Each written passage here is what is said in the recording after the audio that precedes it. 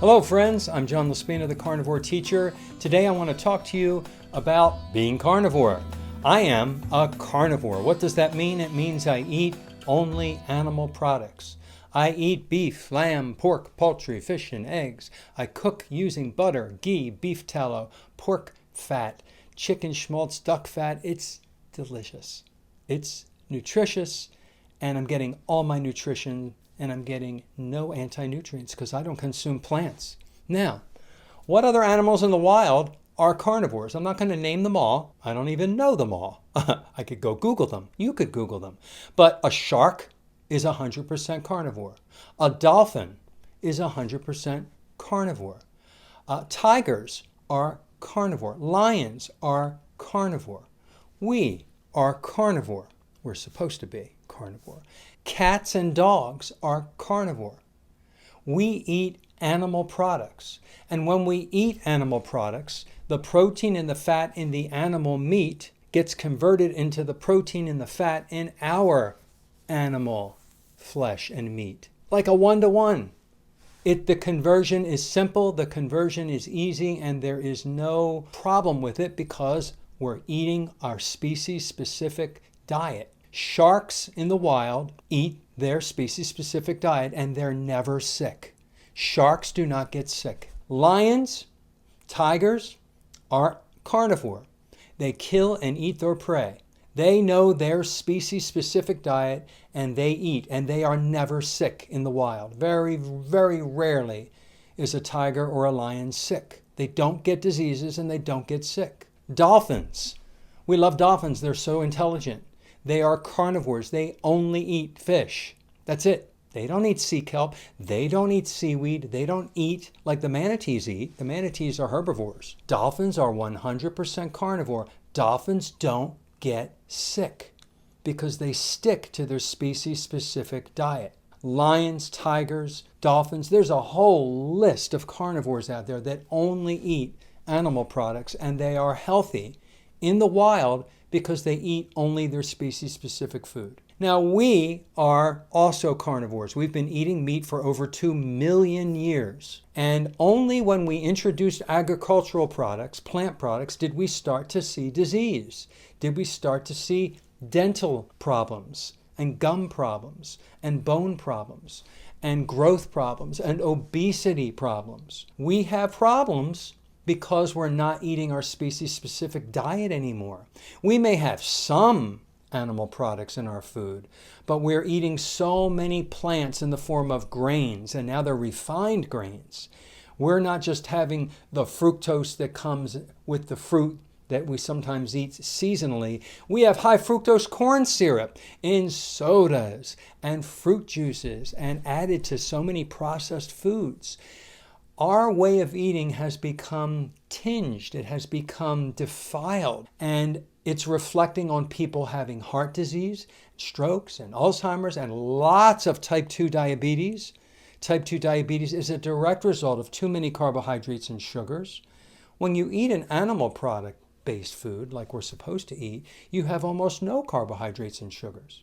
Your liver shoots out just the amount you need on demand, and not more. So your body is not at a toxic load constantly using insulin. Insulin is the fat storage hormone, as one of the many jobs that it does. So think about species-specific food for carnivore animals. We are one of them. We are at the apex of all the carnivores on the planet. We have survived all these years because we were carnivore. And now we are starting to see a lot of diseases and illnesses as of 1911 that have nothing to do with the bacteria and the viruses. It has to do with diet-related problems, congestive heart failure, stroke, all these issues that happen when we're eating a plant-based diet and lots of carbs, sugars, and seed oils. So the message I wish you to take away from this video is, what are you? You are an animal. You are, but you're at the apex. You are intelligent. Make your own decision.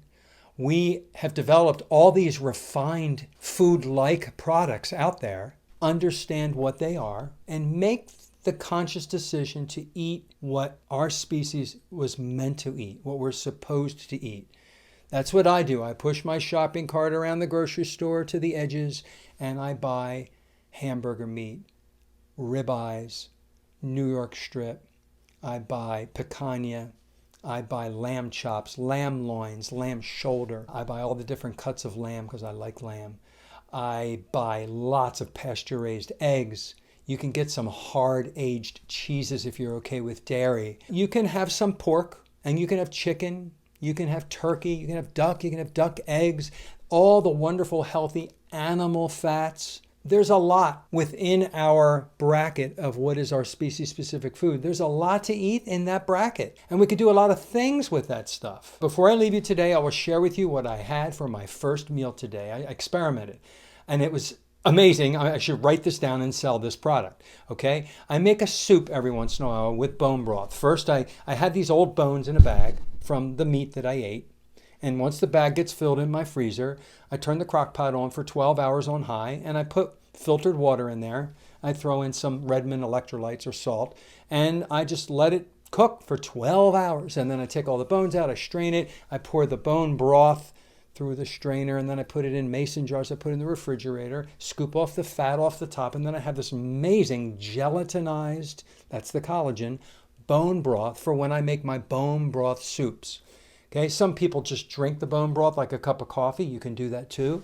But I like to make soup with it. So my first meal today, I just had it. It was I can't tell you how amazing this was. I was so excited that I discovered this. I pour bone broth into my pot, and then I heat that up. And then I have cut up pieces of ribeye from last night that were already cooked. So they're kind of ready to go to put in last minute. And then I took a piece of wild-caught sockeye salmon, and I cooked it in my cast iron skillet in butter, lots of butter. Like I fried that sucker, right?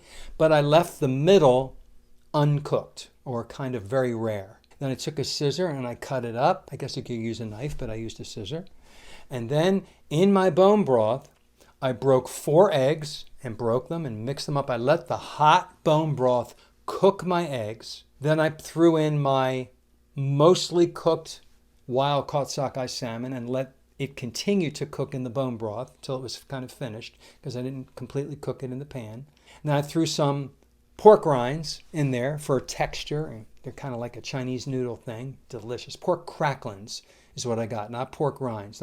They look like Chinese noodles. They're pork cracklings. And they're fried in their own pork rendered fat.